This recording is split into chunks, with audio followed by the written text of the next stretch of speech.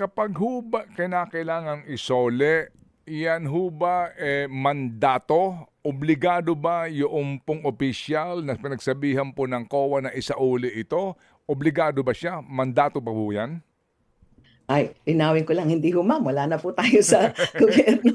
Heidi lang, Heidi, oo, ayan, Heidi lang. Heidi, yan Oo. ba'y obligadong isauli, Heidi? Oo, kasi ano yan sabi po natin, ang COA po ay Supreme Audit Institution. Di ho ba ito yung pinakamataas na body na nangangalaga ng pera ng ating bayan, di ho ba? So pag sinabing initially notice of disallowance, may proseso po yan. Ano po? Kaya po ng isa, nakadaan na po sa ating commission proper, ay Mm.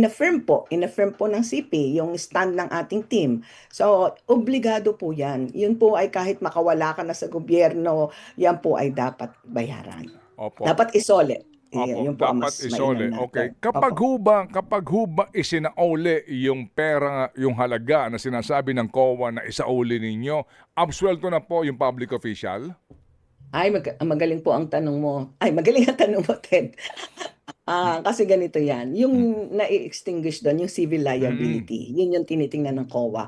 So, ang kailangan talaga dyan ay ipasa yan sa Office of the Ombudsman pagkatapos na nitong nagawa na yung final na affirmation.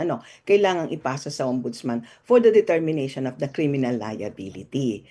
Kasi yung criminal liability, siyempre ang merong karapatan diyan ay ang ating mga korte, di ba? Mhm. Ang ano ng COA syempre ay yung validity lang nung transaction in this particular case ay yung expenditure. So ibig sabihin, kahit nasabihin mong nabayaran na, kailangan maipasa ito sa ombudsman. Now, ang ibig sabihin nito ay kung hindi ipasa ng COA, pwede bang ipasa ng ordinaryong mamamayan?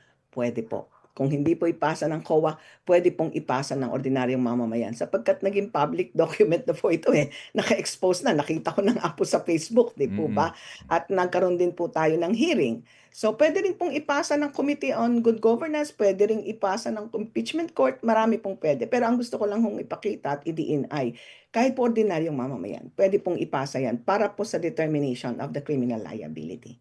Mga kapatid, para sa iba pang mga balita at impormasyon, sundan niyo po kami sa X, Instagram, Facebook at syempre sa TikTok, True Network PH. Mag-subscribe din po kayo sa aming YouTube channel, True Network. May website din po tayo, truenetwork.ph, at pwede niyo rin po kaming mapanood sa Channel 19 ng aming True FM TV. Lagi pa rin makinig sa radyo dito po sa 105.9 True FM dahil dito, laging true sa'yo, kapatid. Dito tayo sa totoo, tunay at tapat.